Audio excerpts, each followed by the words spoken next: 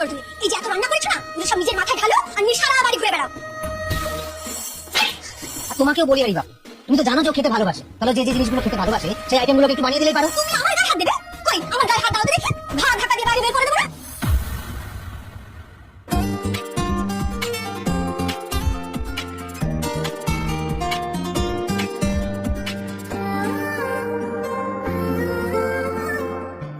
ভাবি, কটা বাজে খেয়াল আছে? 4:10 সেহরি খাওয়ার সময়, এখন 4টে বেজে গেল। তোমার খাবার এখনো রেডি হয়নি? ও হয়ে গেছে গো, আমি এক্ষুনি সব রেডি করে দিচ্ছি। আসলে রাত্রে না মাথাটা প্রচন্ড আমার ধরেছিল, তাই একটু উঠতে দেরি হয়ে গেছে। আমি এক্ষুনি সব রেডি করে দিচ্ছি, তুমি যাও। তোমার এই মাথা ধরা চক্করে তো আজকে আমাদের সেহরি খাওয়া হবে না। আচ্ছা, তুমি তো ইরেসপন্সিবল কেন? হ্যাঁ, রমজানের এই কটা দিন তো অন্তত সংসারের প্রতি একটু মন দাও। এরকম ভাবে কথা বলছো না নিশা, রাত 2:30টার সময় উঠেছি, আর কত আগে উঠতাম বলো? আমি তো বললাম আমি সব রেডি করে দিচ্ছি, আর একটু সময় লাগবে। তুমি যাও, গিয়ে বসো, যাও।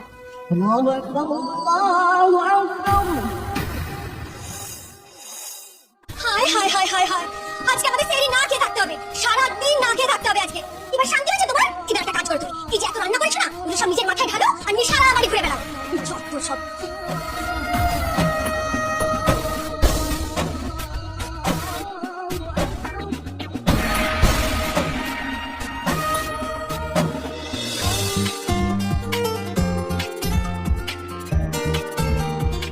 কই গো, এসো, ইফতার রেডি হয়ে গেছে, চলে এসো।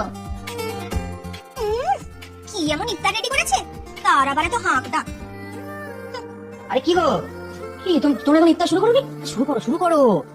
এই ঈশা, ফোনটা রাখ, শুরু কর। তুমি খাও গো ভাইয়া, ওই 2 টুকরো ফল আর একটা সবজির ঘ্যাট খেয়ে আমার মন ভরবে না।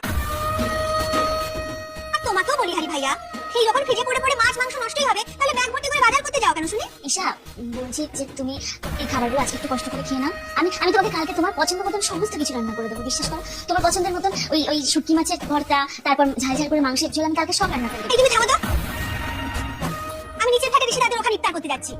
যত সব। আরে নিচে ফেলে যাচ্ছিস মানে? ঈশা, আজকে যা আছে অন্তত তাই দিয়ে খেয়ে নে। কি রে? আর তোমাকেও বলি আরিবা, তুমি তো জানো যে ও খেতে ভালোবাসে, তাহলে যে যে জিনিসগুলো খেতে ভালোবাসে সেই আইটেমগুলোকে একটু বানিয়ে দিলেই পারো। আসলে পরপর এতগুলো দিন রোজা রেখেছি তো, আর আজকে 22 দিন ধরে তো সবকিছু আমি একা হাতেই করছি। দুদিন ধরে আমার শরীরটা না ভীষণ খারাপ, আমি কিচ্ছু করতে পারছি না, কিচ্ছু ভালো লাগছে না। আরে পারবে না যখন, সেটা আমাকে বলে দিলেই পারতে, আমি বাইরে থেকে গিয়ে ইফতার নিয়ে আসতাম, তাহলে এই অশান্তিটা তো হতো না। এত কিছুর মধ্যে আমার এখন খাওয়ার ইচ্ছা চলে গেল। তুমি খেলে খাও, না খেলে যা খুশি কর।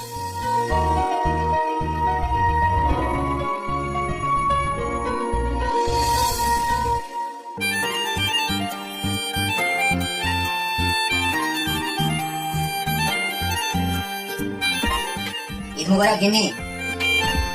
ঈদ মোবারক। আর কি করছো? তোমাকে সালাম করছি। মাথা সবসময় আল্লাহ আর আব্বু আম্মু ছাড়া কারোর সামনে ঝোঁকানো। তোমার ঈদি আছে, দাঁড়াও। এই নাও তোমার ঈদি, ধরো। ঈশা কোথায়? ঈশা, ঈশা, ঈশা, এই ঈশা।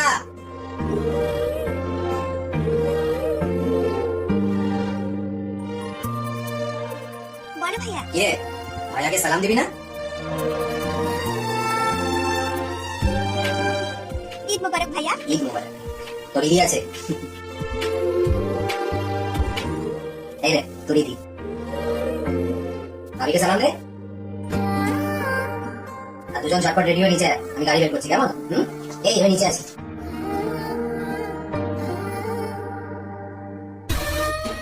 ঈদ মোবারক ভাবি। ঈদ মোবারক। ভাইয়া তো ঈদে এক গাদা জিনিসপত্র কিনে তোমাদের বাড়ি পাঠালো। ওই ও বাড়ি থেকে তো এক খালি কাপড়ও এলো না। অবশ্য আসবেই বাকি করে, একটা বছর ধরে তো তারা শুধু নিয়েই যাচ্ছে, দেবার আর মুরদ নেই। ভালো পরিবার দেখে আমাদের গলায় ঝুলিয়ে দিয়েছে, ব্যাস নিশ্চিন্ত। লোভী পরিবার। ঈশা, মানুষের সহ্যের একটা লিমিট আছে, আর সেই লিমিটটা তুমি দিন দিন ক্রস করে যাচ্ছ। আমার আব্বু আম্মুকে নিয়ে আর একটা বাজে কথা বললে তোমায় থাপ্পড় মেরে আমি সোজা করে দেবো। আচ্ছা, তুমি আমার গায়ে হাত দেবে? কই আমার গায়ে হাত দাও তো দেখি, ঘা ধাক্কা দিয়ে বাইরে বের করে দেবো না। তুমি বলে দাও। ঈশা, আমার হাত ছাড়ো। তোমার কত বড় সাহস দেখি আমার। হাতটা ছাড়ো, আমার লাগছে কিন্তু সমস্ত সহ্যের সীমা পেরিয়ে যাচ্ছে। তুমি ছাড়ো, হাতটা ছাড়ো।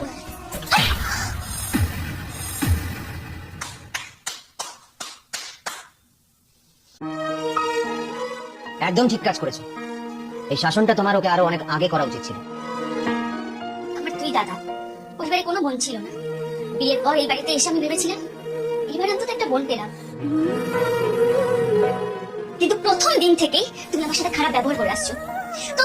তবুও তোমাকে আমি আমার ছোট বোন ভেবে আমি তোমাকে কিচ্ছু বলিনি, কিন্তু আজ আজ তুমি সমস্ত সীমা ছাড়িয়ে গেছো। স্কুল কলেজ বা বিশ্ববিদ্যালয়ে গিয়ে ফটফট করে 4টে ইংরেজি বললেই শিক্ষিত হওয়া যায় না ঈশা। নিজেকে খুব শিক্ষিত মনে করো তাই না ঈশা? যে শিক্ষা গুরুজনকে সম্মান করতে শেখায় না, সেই শিক্ষার কোনো মানে নেই। কাল থেকে না এই ব্যাগ ঝুলিয়ে বিশ্ববিদ্যালয়ে যাওয়াটা বন্ধ করো। কিরে এখনো চুপ করে দাঁড়িয়ে থাকবি? ভাবির কাছে ক্ষমা চা। সরি ভাবি, আসলে ছোটবেলায় তো আব্বু আম্মুকে হারিয়েছি। আম্মু থাকলে হয়তো তোমার মতো শাসন করেই আমাকে শেখাতো। একমাত্র আদরের বোন বলে ভাগ্যের সব কিছু, আমার সব অন্যায় আবদার সব মেনে নিয়েছে। তাই ঠিক ভুলের জ্ঞান আমার কোনোদিনই তৈরি হয়নি।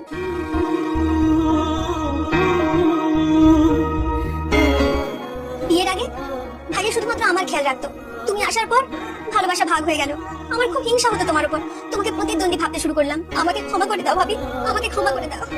আরে আরে কি করছো তুমি? থাক, ক্ষমা চাইতে হবে না। তুমি আমার বোনের মতো, তুমি ভুল করেছো, কেটেছো, ব্যাস মিটে গেছে। আজকের পর থেকে তুমি আমাকে মায়ের মতো শাসন করবে তো ভাবি? মায়ের মতো করে ভালোবাসবে? আচ্ছা ঠিক আছে।